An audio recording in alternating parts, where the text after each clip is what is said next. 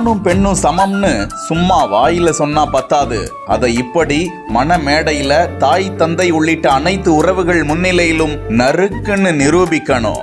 இந்த மாப்பிள்ளை நிரூபிச்சதும் அல்லாமல் பிரின்ஸ் ஆஃப் கில்ஸ் என்கிற இன்ஸ்டா பக்கத்திலும் அந்த வீடியோவை வெளியிட்டு ஆண் பெண் சமத்துவத்தை சும்மா தெரிக்க விட்டிருக்காரு.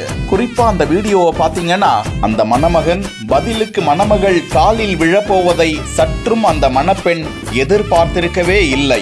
அந்த இடத்தில் சமத்துவம் நடந்துதான் விட்டது. ஆனால் அங்கு சுற்றி இருந்த உறவுகள் ஷாக்கிங் ஆகிறார்கள். ஆம், நிச்சயம் அவர்களது வாழ்வில் அந்த வாய்ப்பு கிடைத்திருக்காது அல்லவா?